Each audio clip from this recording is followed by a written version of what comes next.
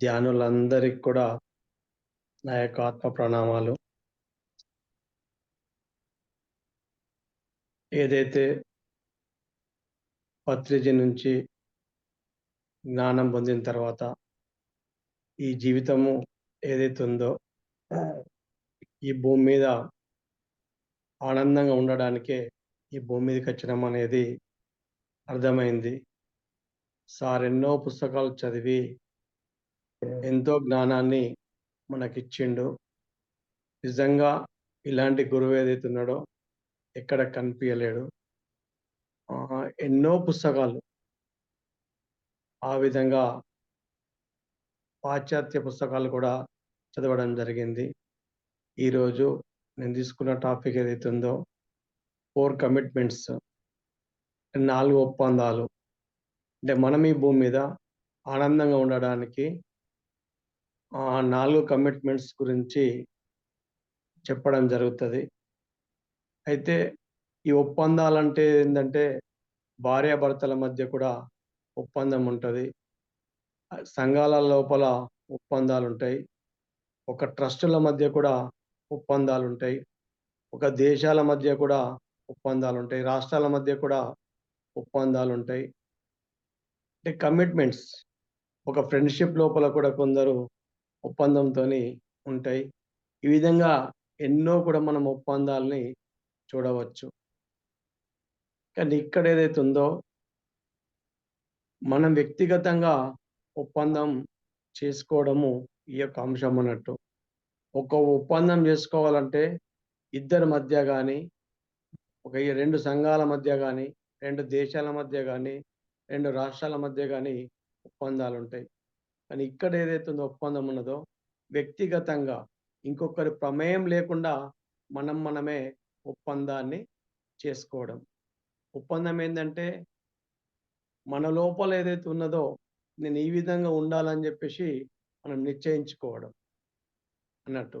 అంటే ఈ భూమి మీద ఏదైతే ఉందో ఆనందంగా ఉండడానికి మనము ఈ యొక్క మాస్టర్ ఏదైతే ఉందో డాన్ మిగ్యుల్ రూయిజ్ అనే రచయిత చెప్పడం జరిగింది మేడం. అయితే ఈ రచయిత గురించి మనం కొంచెం పరిచయం చేసుకున్నట్టయితే ఇతను ఒక డాక్టరు. ఈ డాక్టర్ చదువుతున్నప్పుడు కూడా ఏదైతే ఉందో ఈయన తృప్తిగా లేడు. తృప్తిగా లేకుంటే ఏదో ఒక లోటు ఉన్నది. ఈ లోటును ఎలా తీర్చుకోవాలని చెప్పేసి ఆయన అన్వేషిస్తుంటాడు. అన్వేషించినప్పుడు ఒకరోజు ఏమవుతుందంటే ఒక గుహ లోపల కూర్చుంటాడు. కూర్చుండి ఇలా ఆలోచిస్తుంటాడు. ఆలోచించంగా ఏదైతుందో ఆయన కళ్ళన్నీ మూసుకపోతాయి. అప్పుడు పైలోక వాసులు ఆయనకు కనెక్ట్ అవుతారు. ఇక్కడ పత్రిజీ కానీ ఎప్పుడు కూడా ఏమంటారంటే ఈ సృష్టికి ఏదైతుందో జ్ఞానం అందించేది ఉంటే, మనకెవరైనా కానీ జ్ఞానం అందించేది ఉంటే, మనకు అవసరం ఉంటే ఏదో ఒక విధంగా వచ్చి ఆ జ్ఞానం అన్నది మన దగ్గరికి వస్తుందని చెప్పేసి సృష్టి యొక్క నియ చెప్పడం జరుగుతుంది. అట్లనే సృష్టి లోపల ఎప్పటికి కూడా ఏదైతుందో జ్ఞానాన్ని మనకు అందిస్తూనే ఉంటారు పైలోకవాసులు. అట్లా ఆ విధంగా ఏదైతే ఉన్నదో ఈ రూయిజ్‌కు పైలోకవాసులు జ్ఞానాన్ని అందిస్తారు. ఎలాంటి జ్ఞానం అంటే గాలి స్వచ్ఛమైనటువంటి గాలి ఉంటది. కాంతి ఎట్లుంటది? స్వచ్ఛంగానే కాంతి ఉంటది. ఇప్పుడు కాంతి ఉంటే అందరి మీద సేమ్ కూడా ఎండ అన్నది మన మీద పడుతూ ఉంటది. గాలి అందరికి కూడా సమానంగా వీస్తూ ఉంటది. హెచ్చు తగ్గులు గానీ, భేదాభిప్రాయాలు గానీ ఏమి కూడా ఉండదు. స్వచ్ఛంగా ఉంటదన్నట్టు. అట్లనే ఈ ప్రేమ ఏదైతే ఉందో, ఈ ప్రేమ కూడా ఏదైతే ఉందో స్వచ్ఛంగానే ఉండాలా. ప్రేమ అనేది ఏదైతే ఉందో స్వచ్ఛంగా ఉండాలా. అందులో కపటం గానీ, కల్లా గానీ ఏం కూడా ఉండొద్దని చెప్పేసి ఆ యొక్క రూయిజ్‌కి ఏదైతే ఉందో పైలోక మాస్టర్స్ నుంచి జ్ఞానం అందుతది. నేను భగవంతుడినే, మీరు కూడా భగవంతులే. నేను ఏదైతే అంశం నుంచి పుట్టినో మీరు కూడా అదే అంశం నుంచి పుట్టిండ్రు. ఈ సమస్త సృష్టి కూడా మొత్తం కూడా ఈ భూమి మీదకి ఆనందంగా ఉండడానికి మాత్రమే ఇక్కడికి రావడం జరిగింది గానీ, ఇక్కడ ఏడవడానికి మాత్రము కాదు అనేది జ్ఞానాన్ని ఆయన తెలుసుకుంటాడు. ఇదంతా జ్ఞానం తీసుకపోయి ప్రజల లోపల చెప్తుంటే ఏదైతున్నారో అది గొప్ప వాళ్ళకే సాధ్యం.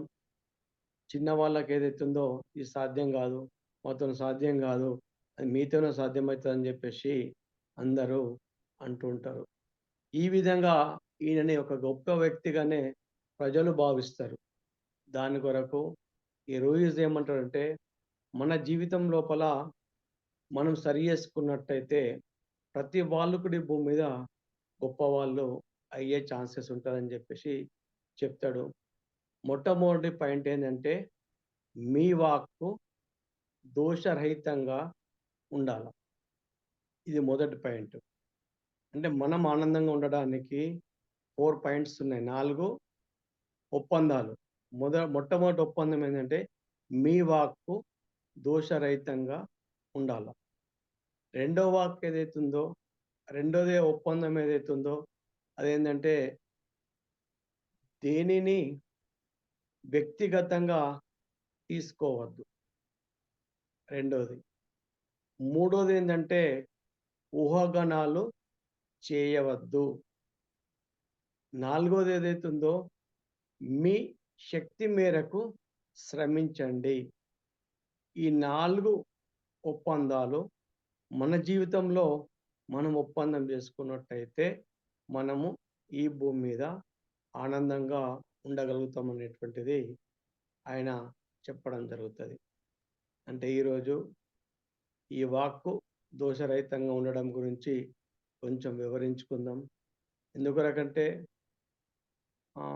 ఈయనేమంటాడంటే, నేను మాట్లాడుతున్నా అంటే నా వ్యక్తిత్వాన్ని ప్రదర్శిస్తది మాట. ఏ భాష లోపల మాట్లాడినా సరే, మీరు మాట్లాడిండ్రనుకుందాం. మీ మాటతోని మీ స్థితి ఏంటిది? మీరెలాంటి వారనేది చెప్పవచ్చు మనం. మీకెంత జ్ఞానం ఉన్నది? మీ యొక్క లోపల ఎలాంటి భావాలున్నాయి? మీరేం మాట్లాడుతున్నారు? మీ యొక్క ఆలోచన విధానం ఏంది? అనేది స్పష్టంగా మనము గుర్తించొచ్చు. ప్రతిసారి అందుకొరకే ఏదైతున్నాడో సార్ అంటుంటాడు ఏమంటాడంటే, ప్రతి వాళ్ళతోని కూడా మాట్లాడిస్తుండే సారు. అంటే మనం మైక్ పట్టుకొని మాట్లాడంగానే మన యొక్క స్థితి ఏదైతే ఉందో సార్‌కు అర్థమైతుండే. మనం ఒక 2 మాటలు మాట్లాడంగానే ఈయన ఏ స్థితి లోపలున్నాడు? ఈయన భూమి మీదకి దేని కొరకచ్చిండు? ఇప్పుడు ఈయన ఏం చేస్తున్నాడు అటువంటిది ఏదైతే ఉందో సారు గమనిస్తుండే. మనం కూడా ఎవరైనా మాట్లాడితేనే నోరు విప్పితేనే ఆయన గురించి మనకు అర్థమైతది గానీ, నోరు విప్పకుంటే, మౌనంగా ఉంటే ఆయన స్థితి ఏందన్నది కూడా మనకు తెలియదు. అందుకొరకు ఏదైతుందో, మాట ఏదైతుందో, మాటతోనే మన వ్యక్తిత్వం అన్నది ఏదైతుందో ఏర్పడుతది అనేది చెప్పడం జరుగుతది. దాని కొరకు ఈ వాక్ అనేది ఏదైతుందో ఖడ్గంకు 2 దిక్కుల పదం ఎట్లయితే ఉంటదో, మన యొక్క మాట కూడా ఈ మాటతోని 10 మందిని మంచిగా చేయొచ్చు, 10 మందిని చెడు కూడా చేయొచ్చు. మనం మాట్లాడే మాటతోని ఏదైతే ఉందో, ఈ లోకంకు మంచి జరగచ్చు, ఈ లోకంకు చెడు జరగచ్చు. అంటే ప్రతీది కూడా ఏదైతే ఉందో మాటతోనే ఈ ప్రపంచం లోపల ఎన్ని యుద్ధాలు జరిగినాయంటే, దానికి కారణం ఏందంటే కేవలం మాటనే. మాటలతోనే యుద్ధాలన్నీ స్టార్ట్ అయినాయి. అట్లనట్టు. అంటే మన కుటుంబంలో కూడా చూడొచ్చు, 2 రాష్ట్రాల మధ్య చూడొచ్చు, దేశాల మధ్య చూడొచ్చు. ఎక్కడ చూసినా సరే భార్యాభర్తల మధ్య లోపల కూడా చూడొచ్చు. ఓన్లీ మాటలే. మాటల యొక్క దాని మీదకెళ్ళే దాని యొక్క సిట్యుయేషన్ అనేది అక్కడ జరుగుతుంటది. దాని కొరకు రొయిజ్ ఏమంటారంటే, మీ వాక్ ఏదైతే ఉందో దోషరహితంగా ఉండాలా. మీరు మాట్లాడే మాట ఏదైతే ఉందో సరిగా ఉండాలా. సరిగా లేకపోయినట్టయితే ఏదైతే ఉందో అది మీ మీదనే ప్రయోగించబడతది. మీరు మాట్లాడే మాట ఏదైతే ఉందో తిరిగి అది మీకే అచ్చి అది తలుగుతదని చెప్పేసి ఈ రోహిత్ చెప్తాడు. మనం కొన్ని ఎగ్జాంపుల్స్ చూసినట్టయితే మనకు అర్థమైతది. ఎగ్జాంపుల్ ఏందంటే, మన వీధి లోపలనే మనం నడుచుకుంటూ వెళ్తుంటే ఒక వ్యక్తి కనిపిస్తుంటే, "ఓ వెధవ ఏం చేస్తున్నావు?" అని చెప్పేసి మనం అన్నట్టయితే, ఓ విధవ అని జెప్పేసి అన్నట్టయితే, అక్కడి నుంచి ఏదైతే ఉన్నదో మళ్ళా రివర్స్ ఏమవుతదంటే, నాకన్నా విధవ ఏదైతే ఉన్నదో నువ్వే విధవు, నువ్వే విధవ, నువ్వు ఒక చెడ్డ వ్యక్తివి అని జెప్పేసి ఏం జేస్తారంటే, మళ్ళీ మనకు ఆ మాట నుంచి రివర్స్ ఒస్తది. అంటే మనం ఎట్లాంటి మాట మనము ప్రదర్శిస్తామో, బయటకెళ్తదో దానికి రివర్స్ ఆ మాటతోని మళ్ళీ మనకు తిరిగి వస్తది. ఒకళ్ళని ప్రేమించినట్టయితే, మనం ప్రేమించే మాటలు మనకొస్తాయి. ఒకళ్ళని ద్వేషించినట్టయితే, మళ్ళీ ద్వేషించే మాటలన్నీ మనకొస్తాయి. ఒకళ్ళని తిట్టినట్టయితే, మళ్ళా వాళ్ళు కూడా మనను తిట్టడం అన్నది స్టార్ట్ అయితది. అంటే మన లోపల నుంచి ఏదైతే ఉందో, వాక్ ఏదైతే ఉందో దోషరహితంగా వెళ్ళాలా. అంటే తప్పు లేకుండా మనం మాట్లాడాలా. తప్పు మాట్లాడినట్టయితే ఏదైతే ఉన్నదో, మళ్ళా అది మనకే దాని యొక్క ప్రభావం అన్నది పడుతూ ఉంటది. దాని కొరకు పత్రిక ఏమంటాడంటే, మన వాక్కే మన నుదిటి మీది రాత. మీరెలా మాట్లాడితే మీ యొక్క జీవితం అట్లా ఉంటది. మీ మాటలే మీ జీవితాలు. మీ మాటలే మీ యొక్క నుదిటి మీద ఉన్నటువంటి రాతలు. మీ మాటలు సరిగా లేకపోతే మీ జీవితాలు సరిగా ఉండయని జెప్పేసి సార్ ఎన్నో సందర్భాల లోపల చెప్పడం జరుగుతది. ఇదన్నట్టు. అంటే ఏదైతే ఉందో ఈ మాట అన్నది మనం సరి చేసుకోవాలా. మనం మాట్లాడే మాట ఏదైతే ఉందో పర్ఫెక్ట్‌గా ఉండాలా. ఈ మాట ఏదైతే ఉందో ఆ మాటను చెడు మాట్లాడినట్టయితే ఎంతోమంది కూడా ఇదైతూ ఉంటారు. దాని కొరకు మాట అనేదో సరిగా మాట్లాడాల. మనం ఇంకా కొన్ని ఎగ్జాంపుల్స్ చూద్దాం. దాని లోపల ఏదైతే ఉందో ఒక విలేజ్ ఉంటది. అక్కడ ఒక తల్లి, కూతుర్లుంటారు. అయితే తల్లి ఆఫీస్‌లోకి పోయొచ్చి ఇంటికొస్తది. ఇంటికొచ్చి ఉన్నప్పుడు ఆమె హార్డ్ వర్క్ ఎక్కువ పనైతది ఆఫీస్ లోపల. ఆఫీస్‌లో ఎక్కువ పని కాంగానే ఇంటికొచ్చిన తర్వాత అలసిపోయి చాలా రిస్క్‌గా ఇదైపోయి చైర్ లోపల కూసుంటది. ఇట్లా కూసున్నప్పుడు ఏదైతే ఉన్నదో అదే టైం లోపల కూతురు బయటకెళ్ళి పాట పాడుకుంటా వస్తది. పాట పాడుకుంటూ వస్తే తల్లి ఏదైతుందో ఆ పరిస్థితి లోపల ఏదైతుందో బాగా స్ట్రెయిన్ అయితది. కాబట్టి ఆమె అప్పుడే తలనొప్పితోనుంటది. ఇంకా ఆ పాట పాడుకుంటా గట్టిగా పాడుకుంటా అమ్మాయి వస్తుంటే ఏమంటదంటే తల్లేమంటదంటే కూతుర్ని, "అసలు నీకు పాట పాడొస్తుందా? నువ్వు పాట పాడే పద్ధతా ఇది? రాగం ఇత్తనా పాడుడు. నీకు పాటనే పాడరాదని" జెప్పేసి ఆమెను కోపంతోని అంటది కూతురు. అనేసరికెళ్ళే అమ్మాయి యొక్క భావాల్లోపల, మెదడు లోపల అవన్నీ ఏదైతే ఉన్నదో, నేను పాట పాడలేను, నాకు పాట పాడడం రాదని జెప్పేసి మా అమ్మనే చెప్తుంది. నాకు పాట పాడడం అన్నది రాదనేటువంటిది ఆమె యొక్క భావాల్లోపల దృఢంగా నాటుకపోతాయి. నాటుకపోయి ఆమె జీవితం లోపల మళ్ళేదైతుందో పాడడానికి ప్రయత్నము చెయ్యదు. అంటే ఇక్కడ తల్లి యొక్క మాట ఏమైంది? దోషరహితంగా వెళ్ళింది. కారణం ఏందంటే, అక్కడున్నటువంటి సిట్యుయేషన్. ఆ పరిస్థితి లోపల మనం కూడా ఎవరైనా మన దగ్గరికొస్తుంటే, మనం హడావిడిగా ఏదో దాంట్లోపల ఉంటే, మన యొక్క మాటలేదైతే ఉందో దోషరహితంగా వెళ్ళిపోతాయి. దోషంగా ఎళ్ళిపోతాయి. దోషంగా వెళ్ళిపోయేసరికల్లా ఏమైతదంటే, కొన్ని జీవితాలే బలైపోతుంటాయి. కొందరిని ఎంతోమంది కూడా ఏదైతుందో, ఈ మాటలతోని ఏదైతుందో, పట్టుకొని ఆ మాటల్ని పట్టుకొని ఏదైతుందో కుంగిపోతూ ఉంటారు. ఈ అమ్మాయి కూడా తల్లి అన్నటువంటి మాటలతోని జీవితం లోపల కూడా ఏదైతుందో పాడడానికి ప్రయత్నం చెయ్యది. అంటే నేను పాడలేకపోతున్నా, నాకు పాడడం రాదని జెప్పేసి ఆమె జీవితంలో ఎప్పటికి కూడా బాధపడుతూ ఉంటూ మళ్ళీ పాట పాడడం అన్నది ప్రయత్నం చెయ్యది. అంటే అదే ఒకవేళ తల్లేదైతే ఉన్నదో, నువ్వు పాడుతున్నావు, ప్రయత్నం జెయ్యు, చాలా బాగా పాడుతున్నావు. ఇంకా కొంచెం ప్రయత్నం జేసినట్టయితే నువ్వింకా చక్కగా పాడేయగలిగేటటువంటిది ఒక సింగర్‌వయితావని జెప్పేసి మోటివేషన్ జేస్తే, ఆ యొక్క అమ్మాయి ఏదైతే ఉందో ప్రయత్నం జేస్తుండే, ఆమె యొక్క గాయకురాలుగా కూడా తయారైతుండే. అంటే ఈ మాటలు ఏదైతే ఉన్నాయో, మన యొక్క మాటలే వేరే వాళ్ళ యొక్క జీవితాల మీద అవి ఒక మంత్రంలాగా పనిచేస్తాయి. అందుకొరకు మనం మాట్లాడే మాట ఏదైతే ఉందో దోషరహితంగా ఉండాల. పత్రి సార్ అందుకొరకు ఏమంటాడంటే, మితంగా మాట్లాడండి.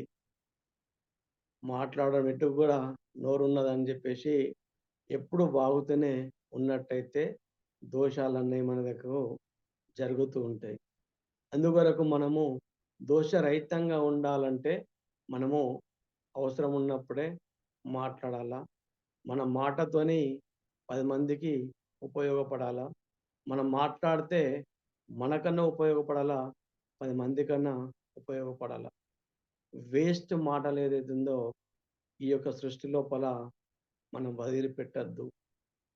అంటే మన యొక్క మాటలతోని ఆ యొక్క అమ్మాయి జీవితం ఏదైతే ఉందో సొంత తల్లే కూతుర్ని అనేసరికెళ్ళి ఆమె ఫీల్ అయిపోయి నాకు పారాదా అని చెప్పేసి ఆమె ఎంతో జీవితం లోపల బాధపడకుండా ఆమె తన యొక్క ఏదైతే నైపుణ్యం ఉందో దాన్ని కోల్పోయింది. అతను ఇంకొక ఫ్రెండ్ ఏమంటాడంటే అమ్మాయి యొక్క ఫంక్షన్ పోవడానికి చాలా అద్దం ముంగట ఉండి ఎంతో రెడీ అయిపోయి అందంగా తయారైతుంటది. తయారై బయటకు రాంగానే నీకిది డ్రెస్సే సెట్ కాలేదు. నీకిది బాగాలేదని జెప్పేసి అనేసరికల్లా ఏమైపోతదంటే, ఆమె మొత్తం కూడా ఏదైతుందో ఫీల్ అయిపోతారు. అంటే ఇక్కడ ఈయన చెప్పేదేందంటే, ఒక వ్యక్తి ఒకటి చెప్తుండంటే అది సత్యమైందని జెప్పేసి మనం అనుకోవద్దు. ఆయన ఏదైతే కరెక్ట్ అనుకుంటుండో దాన్ని ప్రదర్శిస్తున్నాడే తప్ప అది కరెక్ట్ అని జెప్పేసి మనం అనుకోవద్దు. ఇప్పుడు తల్లి ఉన్నదిప్పుడు. తల్లి నీకు పాడరాదు అనంగానే ఏదైతుందో ఈమె ఫీల్ అయిపోయింది. నీకిప్పుడు నువ్వు అందంగా లేవు అని జెప్పేసి అనంగానే ఏదైతుందో ఆమె ఫీల్ అయిపోయింది. ఈ విధంగా ఏదైతుందో మనం ఎళ్ళే మాటలతోని ఏదైతుందో ఎంతోమంది యొక్క జీవితాలన్నయి నరకప్రాయం అన్నది తయారైతది. దాని కొరకు ఏదైతుందో మనం మాట్లాడే ప్రతి మాట కూడా ఎందరినో కూడా ఏదైతుందో బాధ పెట్టేటటువంటి మాటలుంటాయి. ఉదాహరణ మనం చూసినట్టయితే మంచి కొరకు మాట్లాడితే ఎట్లుంటదంటే, ఇప్పుడు సీతమ్మను తీసుకొచ్చి రావడానికి వెళ్ళాడని జెప్పేసి అప్పుడక్కడ సమావేశం అయితది. సమావేశం అయినప్పుడు ఏదైతుందో ఎవరు వెళ్ళాలా? 7 సప్త సముద్రాలు దాటి సీతమ్మ దగ్గరికి వెళ్ళాలంటే ఎవరి దగ్గర అంత శక్తి ఉన్నదని జెప్పేసి అందరనుకుంటే ఎవ్వరు నాతోని గాదు, నాతోని గాదు, నాతోని గాదు అని జెప్పేసి అందరూ అనుకుంటారు. అట్లనే హనుమంతుడు కూడా అతను కాదనుకుంటాడు. ఎప్పుడైతే జాంబవంతుడు ఏదైతే ఉన్నదో నువ్వు చేయగలవు. నీ లోపల అంత శక్తి ఉన్నది. నీతోని అయితదని జెప్పేసి ఆ మాటలు అనంగానే ఏమైపోతదంటే ఆయన లోపల ఒక ప్రేరణొచ్చి ఆయన యొక్క కార్యాన్ని సాధిస్తాడు. పత్రిజిని కూడా మనం చూడొచ్చు. మనం అందరం కూడా ఏదైతే ఉందో భగవంతుని యొక్క పుత్రులము. అందరం కూడా మనం ఏమనుకుంటామంటే నేనిది చెయ్యలేను. ఇది నాతోని కాదు అని జెప్పేసి మనం డిసైడ్ అయితాం. ఒప్పందం మనం జేసుకుంటాం. ఎలాంటి ఒప్పందాలు జేసుకుంటామంటే ఇది నాతోని కాదు. మనం ఒక ఒప్పందాలున్నాయి. పాత కాలం నుంచి ఏదైతుందో ఈ భావాలు ఈ సమాజం లోపల తల్లిదండ్రుల నుంచి గాని, ఫ్రెండ్స్ నుంచి గాని, గురువుల గురించి గాని, వాళ్ళేదైతే చెప్తుంటారో ఆ భావాలన్నీ కూడా ఏదైతుందో మన యొక్క అంతరంగాల లోపల మొత్తం కూడా ఫీడయిపోయి ఉన్నాయి. నేను ఇంతే, నాతోనేం గాదు అనేది ఏదైతుందో మన లోపల ఆ యొక్క మాటలతోని మొత్తం కూడా మన యొక్క భావాల మీద, మన యొక్క జీవితాల మీద ఏదైతుందో మనకు ఆహ్, అలా మన జీవితాల మీద ప్రభావం అన్నది చూపినాయి. దాని కొరకు పత్రిజీ లాంటి వాళ్ళు మహానుభావులందరూ కూడా ఏదైతుందో మీరందరూ గొప్ప వ్యక్తులే. ప్రతి వ్యక్తి కూడా ఈ భూమి మీద ఏదైతుందో ఆనందంగా ఉండడానికే ఈ భూమి మీదకొచ్చిండు. కానీ మీ లోపల ఎంతో శక్తి ఉన్నది. మేము ప్రయత్నం చేసినాము. మేము ఈ విధంగా ఆనందంగా ఉండగలుగుతున్నాం. మీరు ప్రయత్నం చేయండి. మీరు కూడా ఆనందంగా ఉంటారు. మీరు ధ్యానం చేయండి. మీరు ఆనందాన్ని పొందండి అని చెప్పేసి, ఈ విధంగా ప్రతి వాళ్ళ లోపల కూడా ఏదైతుందో, ఆ మాటలతోని ఏదైతుందో ఎంతోమంది మేల్కొన్నారు. ఎట్లయితే ఒక జాంబవంతుడు ఒక హనుమంతుడిని ప్రోత్సహిస్తే అసాధ్యమైనటువంటి పనిని కూడా నేను చేయగలను అని చెప్పేసి ఆయన ముందుకొచ్చి, ఆ యొక్క పనిని ఏ విధంగా అయితే ఆయన సక్సెస్ అయిండో, మన జీవితాల లోపల కూడా మేము పామరులము, మాకు జ్ఞానం లేదు, మాకు విద్య లేదు, నేను చెయ్యలేనటువంటి భావాలన్నిటిని కూడా మనం ఏదైతుందో ఒక పాజిటివ్ థాట్స్ మన లోపలికి, పాజిటివ్ ఆలోచనలు మన నెత్తి లోపలికి పంపేటటువంటి వాళ్ళుంటే ఎంతోమంది లక్షల మంది, కోట్ల మంది జీవితాలు కూడా ఇవాళ మారిపోయినాయి. కారణం ఏందంటే మాటలు. మనకెందుకంటే చెవులున్నాయని జెప్పేసి కూడా మనము ఏదంటే అది మనం విన్నట్టయితే మన యొక్క ఆలోచన విధానం ఏదైతే ఉన్నదో ఆహ్, అలాగనే తయారైతది. అంటే మనం ఏదైతే ఉందో మంచి మాటల్ని, మంచి వాక్కును మనం మాట్లాడాలా. మంచి ఉన్నటువంటి మాటల్ని మనం విన్నట్టయితే మనము మంచిగా అన్నది తయారైతాం. అండ్ ఇంకొకళ్ళ లోపలికి మనం ఏదైతే ఉందో మంచి విచారాన్ని పంపాలా. ఎలాంటి విచారాన్ని పంపితే అలాంటి భావాలు నిర్మాణమైతాయి. ఎగ్జాంపుల్ మనం చూసినట్టయితే ఒక టమాటా విత్తులు భూమి లోపల వేస్తే టమాటా పంటనే వస్తది. అంటే ఎటువంటి మాటల్ని మన నెత్తి లోపల పంపుతారో అటువంటి ఆలోచన విధానమే మన లోపల తయారైతది. మీరు ప్రేమ వంచండి, మీకు ప్రేమొస్తది. మీరు కోపాన్ని వంచండి, కోపమొస్తది. మీరొక ఈర్ష్యను ప్రదర్శించుండ్రి, మీకు ఈర్ష్య ఒస్తది. అంటే ఈ యొక్క సృష్టి సిద్ధాంతం ఏందంటే, మీరు ఎలాంటికి ఇగ ఉంటే అలా మీరు తయారైతారనేది సత్యమండి. అందుకొరకు ఏదైతుందో, ఈ వాక్కు దోషరహితంగా మనము ఉన్నమా? లేమా? నా మాటలు ఏ విధంగా అయితున్నాయి? నా మాటలతోని ఎంతమందిని నేను బాధ పెట్టగలుగుతున్నా అనేది మనం ఒక్కసారి ఏదైతుందో విమర్శించుకోవాలి. ప్రతిరోజు కూడా ఏదైతుందో దాని కొరకు ఆలోచించాల. నేను స్వాధ్యాయ లోపల ఉన్నప్పుడు కూడా అదే. ఆహ్, లాస్ట్‌కి ఏదైతుందో పడుకునేటప్పుడు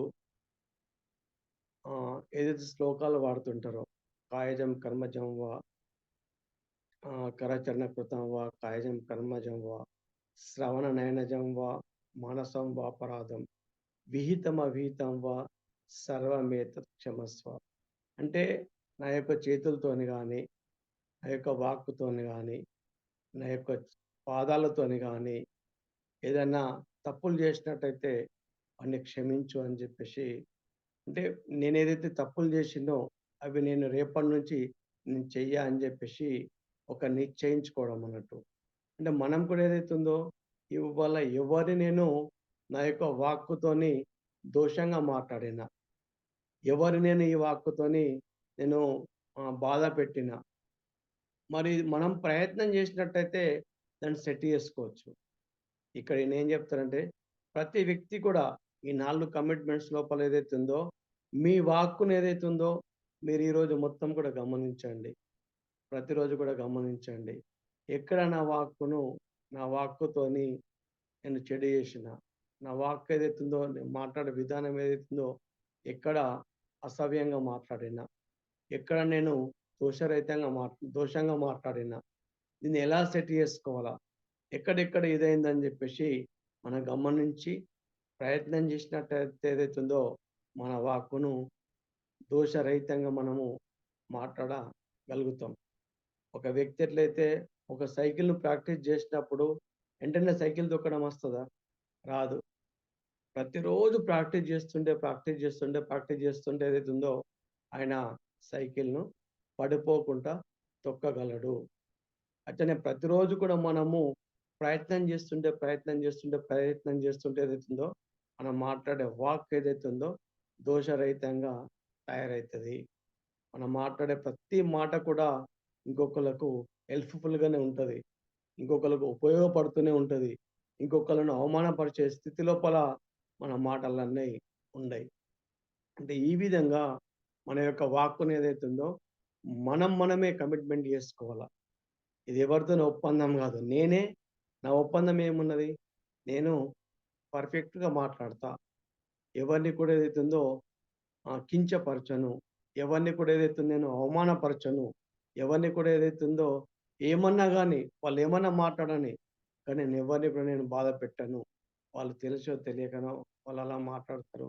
నేను దాన్ని సెట్ చేసుకుంటా అని చెప్పేసి ప్రయత్నం చేసినట్టయితే మనము మన యొక్క వాక్కును దోషరహితంగా మనము ఉంచుకోగలుగుతాం. ఇప్పుడు ఒక వ్యక్తిని మనం వెధవ అని చెప్పేసి అంటే ఆ వ్యక్తి మళ్ళా మన మీదకి రివర్సు ఆ మాటన్నది వస్తది. ఈ నోటితోని అనుడెందుకు?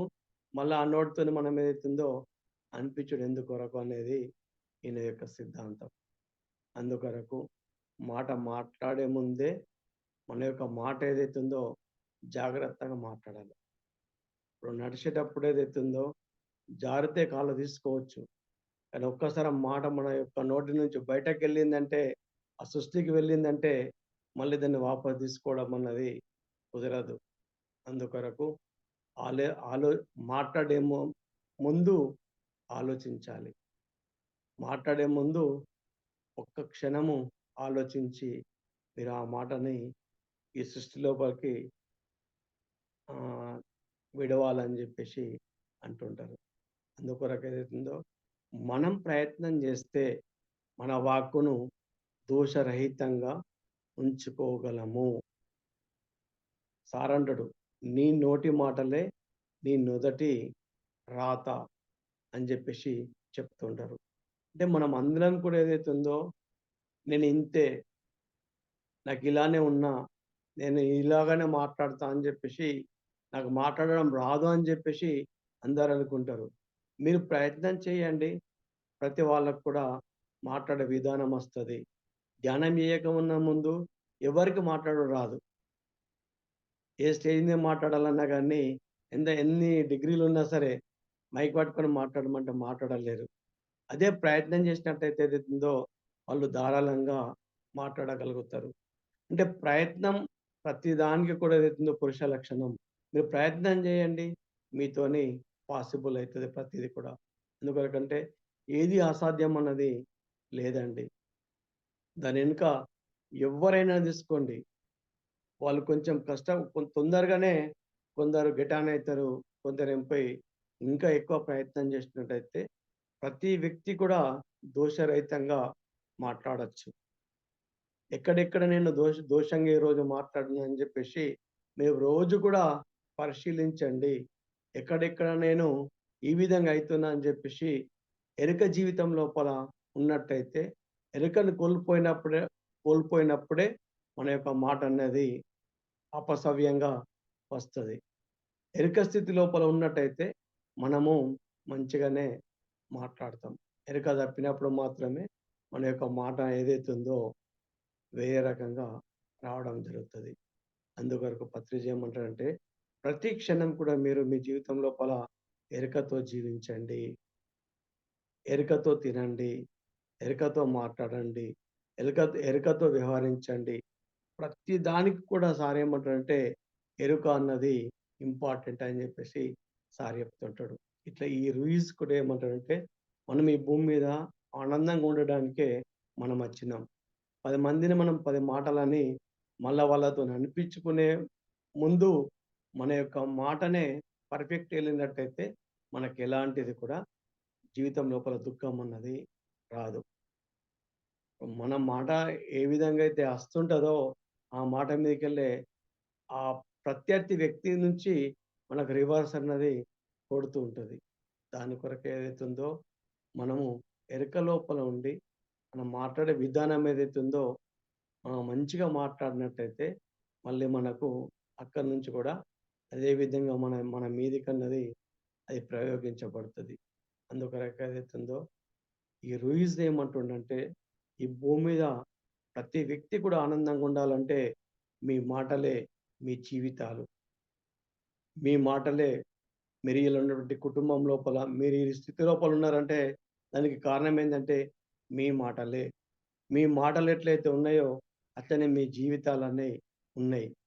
మీ మీ మాటలు సరిగా లేకపోతే మీ జీవితాలు మీ కుటుంబం లోపల గాని, ఈ సమాజం లోపల గాని మీ వ్యక్తిత్వం అనేదైతుందో అదే విధంగా ఉంటదనేది ఈయన చెప్తూ ఉంటాడు.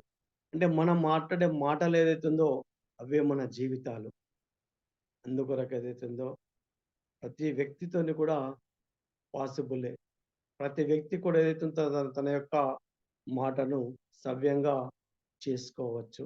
అందుకొరకు ప్రతిరోజు ప్రయత్నం చేస్తూ ఉంటే మన యొక్క మాట ఏదైతే ఉందో సవ్యంగా రావడం అన్నది జరుగుతది మాస్టర్స్. ఈ విధంగా ప్రతిరోజు కూడా ఏదైతుందో మనం ప్రయత్నం చేసి మన యొక్క మాటను మంచిగా చేసుకున్నట్టయితేనే ఈ యొక్క సృష్టి లోపల మనం ఆనందంగా ఉండగలుగుతాం అన్నట్టు. ఈ విధంగా ప్రిన్సెస్ స్పిరిచువల్ సొసైటీకొచ్చిన తర్వాత పత్రిజీ ఏమంటంటే నీ యొక్క వాక్ క్షేత్రాన్ని, నీ యొక్క వాక్కుని ఏదైతే ఉందో సరి చేసుకోవాలా. నీ యొక్క వాక్ ఏదైతే ఉందో నీ యొక్క నీ వాక్కు మీదకెళ్ళే నీ వ్యక్తిత్వాన్ని కూడా మనము చూస్తూ ఉంటారు. ప్రతిదానికి కారణం ఏందంటే మన మాటలే. ఆ విధంగా మనం మాట్లాడే మాటలు ఏదైతే ఉందో ఒక పువ్వుల్లాగా మన నోటి నుంచి రావాలి. అపశ్రవ్య మాటలు వస్తుంటే ఏదైతే ఉందో ఆ వినే వాళ్ళకి కూడా ఏదైతే ఉందో అది సరిగా ఉండదు. ఇప్పుడు ఒక వాటర్‌ని కూడా ఏదైతే ఉందో మీరు ప్రేమించి తాగండి. దాన్ని ఆ యొక్క ఆ ఫీలింగే వేరే ఉంటది. మీరు తినేటప్పుడు ఏదైతుందో అన్నం ఉందనుకుందాం. ఆ అన్నాన్ని కూడా మీరు ఒక ప్రేమతత్వంతోని మీరు స్వీకరించినట్టయితే, మీ యొక్క భావాన్ని మంచిగున్నట్టయితే, మీకది విషం ఉన్నా గానీ, మీకు అమృతం లాగా పనిచేస్తుంటది. అంటే అక్కడ ఏదైతే నెగెటివ్‌తోని అది వండినా గానీ, అది పాజిటివ్‌గా మీకు పనిచేస్తుంటది. అంటే మన యొక్క ఆలోచన విధానం, మనం స్వీకరించే తత్వం ఏదైతే ఉందో సవ్యంగా ఉన్నట్టయితేనే ఇది సాధ్యమవుతదనేది ఈ యొక్క రోయిజ్ చెప్పడం జరుగుతదండి. ఇట్లా. అంటే ఈయన 4 పాయింట్స్ లోపల ఏందంటే, మీ వాక్కు దోషరహితంగా ఉండాలా. రెండో దాన్నేమంటాడంటే,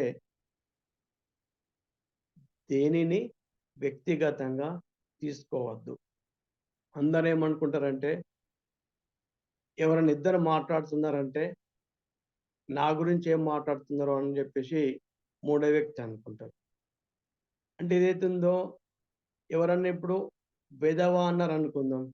రోడ్డు పంట మనం నడుచుకుంటూ పోయేటప్పుడు వెధవ అన్నారనుకుందాం. అంటే అన్నప్పుడు ఏదైతే ఉందో, నువ్వు నన్నే అంటున్నారని చెప్పేసి మనం అనుకోవద్దు. అంటే వాళ్ళన్న మాటల్ని మనం తీసుకోవద్దు. ఇప్పుడు ఆ అమ్మాయి ఉన్నది. నీకు పాడరాదు అని చెప్పేసి తల్లి అంటే, ఈమె తీసుకున్నది కాబట్టి ఆమె జీవితం లోపల అటువంటి భావాలు నిర్మాణమైనయి. అదే ఒకవేళ ఆ మాటను మా అమ్మకేం తెలుసు, ఆమెకు పాడుడే రాదు. ఆమెకి ఏం జ్ఞానమే లేదు. ఆమె మాట్లాడింది కరెక్ట్ కాదని జెప్పేసి ఒకవేళ కూతురు అనుకుంటే ఆమె ప్రయత్నం జేస్తది. అంటే ఇంకొకళ్ళు అన్నదాన్ని మనం దాన్ని వ్యక్తిగతంగా తీసుకోవద్దు. వాళ్ళేమన్నా మనల్ని అనని, చెడు అనని మీరు దాన్ని స్వీకరించొద్దు. మనం స్వీకరించినట్టయితే అది మన జీవితం మీద ప్రభావం పడుతది. వెధవ అని అనంగానే ఈయన స్వీకరించినప్పుడు మనం ఏదైతే ఉందో బాధపడతాం.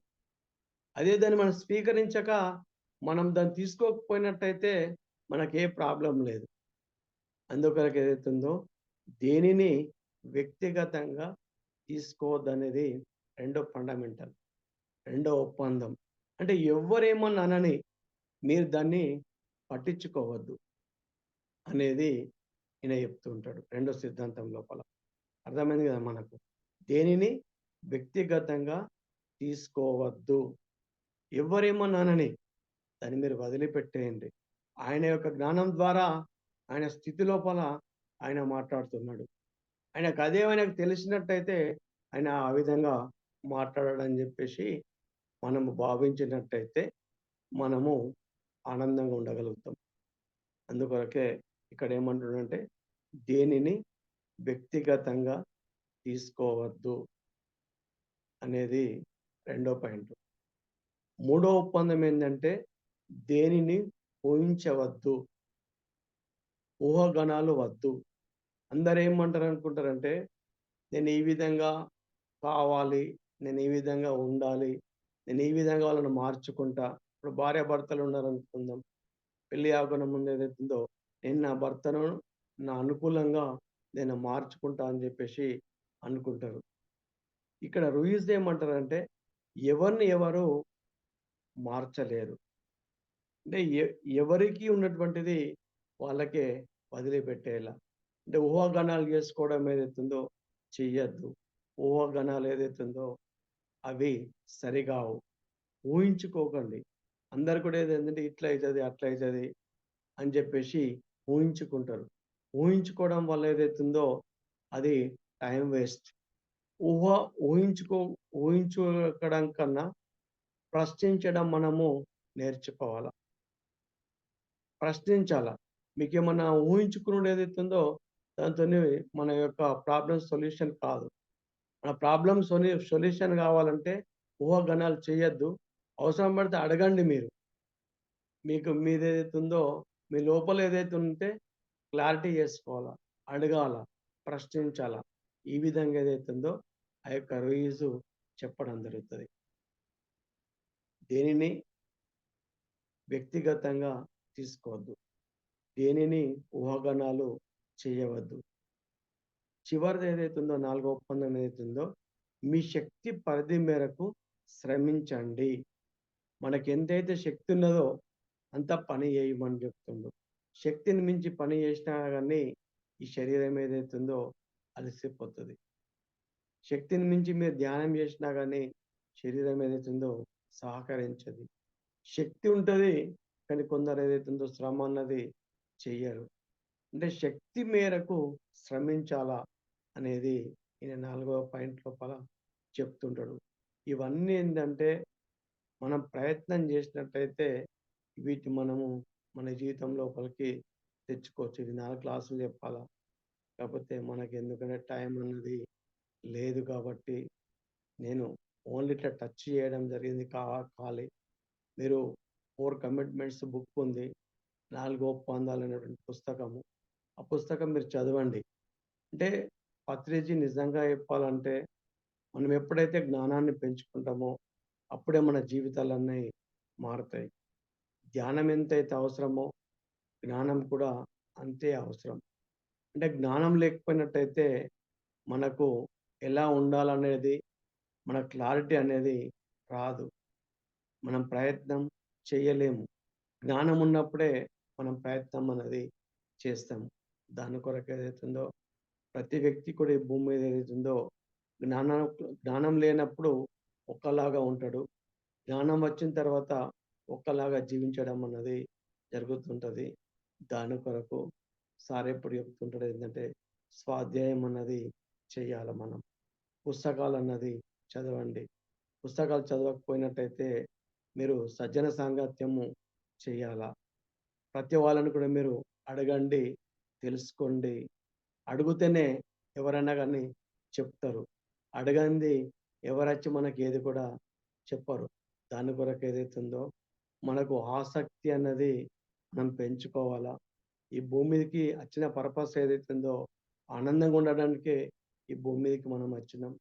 కానీ ఈ భూమి మీద వచ్చిన తర్వాత ప్రతిదాన్ని చూసుకొని ఒక ఇష్టంగా ఉంటేనే మనము ఆనందంగా ఉండగలుగుతాం. కానీ కష్టంగా మనము ప్రతిదాన్ని కూడా మనము కష్టం అనుకున్నట్టయితే ఈ భూమి మీద హ్యాపీగా ఉండలేము. దాని కొరకు ఏదైతుందో ఈ 4 కమిట్మెంట్స్ ఏదైతుందో మన వాక్ ఎట్లుంటే మన జీవితం అట్లుంటది. దేనిని ఏదైతుందో ఊహాగానాలన్నయి చెయ్యొద్దు. దేన్ని కూడా మనం వ్యక్తిగతంగా తీసుకోవద్దు.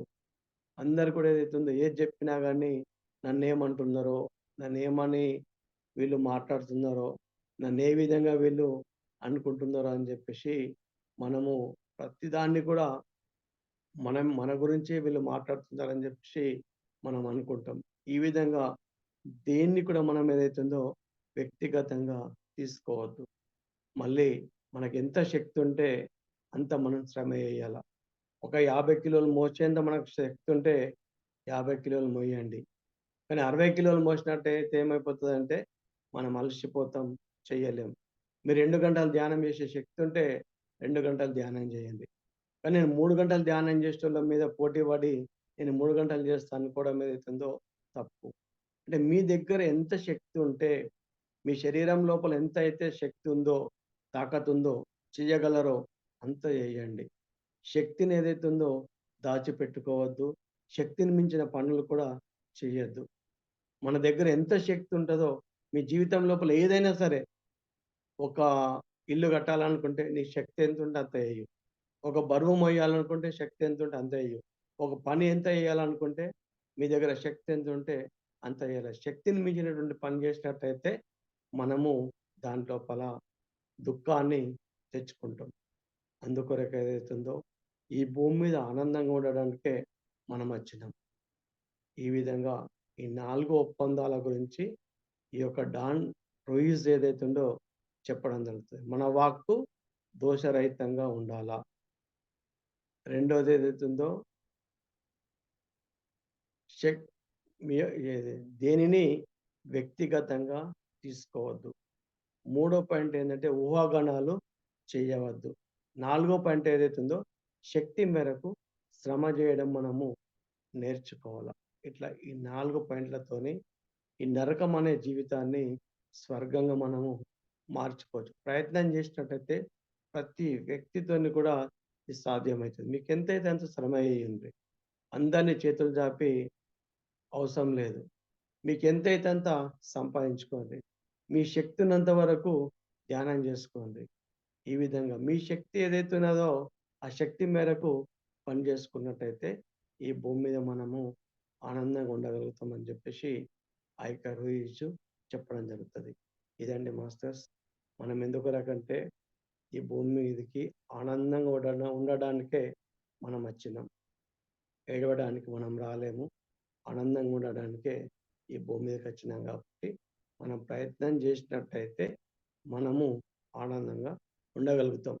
దీనికి సొల్యూషన్ ఒకటి పత్రిక ఏం చెప్పిండంటే మీరు ధ్యానం చేయండి, సజ్జన సాంగత్యం చేయండి, స్వాధ్యాయం చేయండి. ఈ మూడుతోని మీరు ఈ భూమి మీద ఆనందంగా ఉంటారు.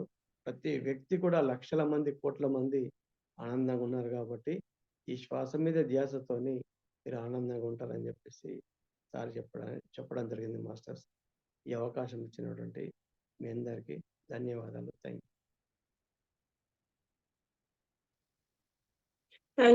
You sir. చాలా అద్భుతంగా వివరించారు.